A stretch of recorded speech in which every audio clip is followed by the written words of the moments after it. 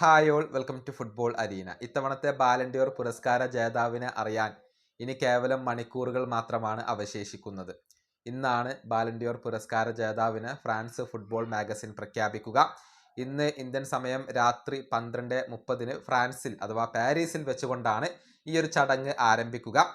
Dembele, Lamine Yamal എന്നിവർക്കിടയിലാണ് പ്രധാനമായും പോരാട്ടം നടക്കുന്നത്. ഡെംബലക്കാണ് ഏറ്റവും കൂടുതൽ സാധ്യതകൾ കൽപ്പിക്കപ്പെടുന്നത്. പക്ഷേ കഴിഞ്ഞ ദിവസം ബാലൻഡിയോറിന്റെ ഒരു ലീക്ക്ഡ് ലിസ്റ്റ് പുറത്തേക്ക് വന്നിട്ടുണ്ട്. പാബ്ലോ ഗിറാൾട്ട്, അതുപോലെ തന്നെ TNT സ്പോർട്സ് തുടങ്ങിയ പലരും ഇക്കാര്യം റിപ്പോർട്ട് ചെയ്തിട്ടുണ്ട്. എന്നാൽ ഈ ഒരു ലീക്ക്ഡ് ലിസ്റ്റിൽ പറയുന്നത് ഇത്തവണത്തെ ബാലൻഡിയോർ പുരസ്കാരം FC ബാഴ്സലോണയുടെ യുവ സൂപ്പർ താരമായ ലാമിൻ യമാൽ സ്വന്തമാക്കി എന്നുള്ളതാണ്. അതായത് ഒന്നാം സ്ഥാനത്ത് ലാമിൻ യമാലാണ് വരുന്നത്. 805 പോയിന്റുകൾ നേടിക്കൊണ്ടാണ് ലാമിൻ യമാൽ ഇത്തവണത്തെ ബാലൻഡിയോർ സ്വന്തമാക്കിയത് എന്നാണ് ഈ ഒരു ലീക്ക്ഡ് ലിസ്റ്റ് പറയുന്നത്. ഇത് ശരിയാവാം, ശരിയാവാതിരിക്കാം, കേവലം ഒരു റൂമർ മാത്രമാണ്. ഇനി രണ്ടാം സ്ഥാനത്താണ് PSG ഡെംബലെ വരുന്നത്. 800 പോയിന്റുകളാണ് അദ്ദേഹത്തിന് ഉള്ളത് എന്ന് പറയുമ്പോൾ കേവലം 5 പോയിന്റിന് ലാമിൻ യമാൽ ഡെംബലയെ പരാജയപ്പെടുത്തി എന്നാണ് ഈ ഒരു ലീക്ക്ഡ് ലിസ്റ്റ് പറയുന്നത്.